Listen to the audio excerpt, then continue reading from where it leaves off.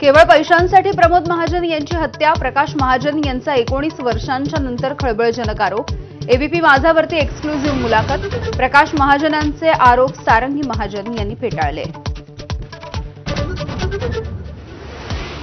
प्रमोदजी घर सांभाळू शकले नाहीत, त्यांनी देश कसा सांभाळला असता, प्रवीण महाजन यांच्या पत्नी सारंगी महाजन यांची खरमरीत टीका।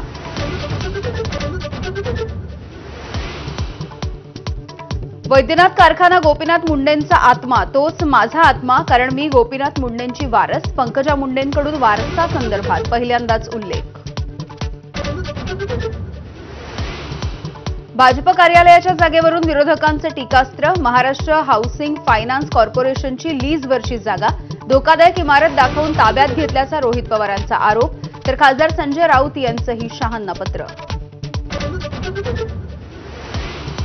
सर्वसामान्य मतदारांचा रोष 1 नोव्हेंबरच्या सत्याच्या मोर्चामध्ये दिसू द्या, शिवतीर्थावरच्या बैठकीमध्ये राज ठाकरेंचे पदाधिकाऱ्यांना आदेश, निवडणूक आयोगाचा भोंगळ कारभार पारदर्शकपणे तरुणांसमोर मांडण्याच्या सूचना।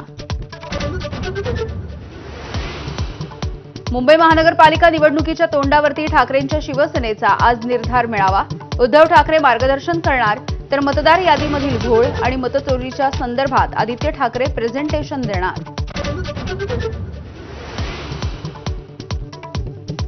मुंबई महानगरपालिका निवडणुकांवरून भाजप आणि शिवसेनेमध्ये 50 जागांसाठी रस्सीखेच, गेल्या निवडणुकीमध्ये शिवसेनेनं भाजपचा पराभव केला, त्या 44 जागांवरती सेना ठाम। सिंधुदुर्गामध्ये राणे विरुद्ध राणे असा राजकीय सामना रंगणार, स्थानिक स्वराज्य संस्थांच्या निवडणुकीमध्ये सेना भाजप स्वबळावरती लढण्याच्या तयारीत, नितेश आणि निलेश राणेंमध्ये संघर्ष होण्याची शक्यता।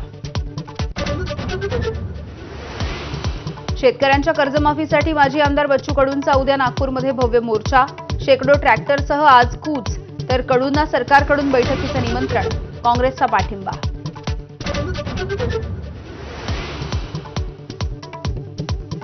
पुण्यामधील जैन बोर्डिंग जमिनीचा व्यवहार रद्द करण्याचा बिल्डर विशाल गोखले यांचा निर्णय, सेडलील रद्द होईपर्यंत जैन मुनी आंदोलनावरती ठाम, अण्णा हजारेंचा देखील पाठिंबा असल्याचा दावा।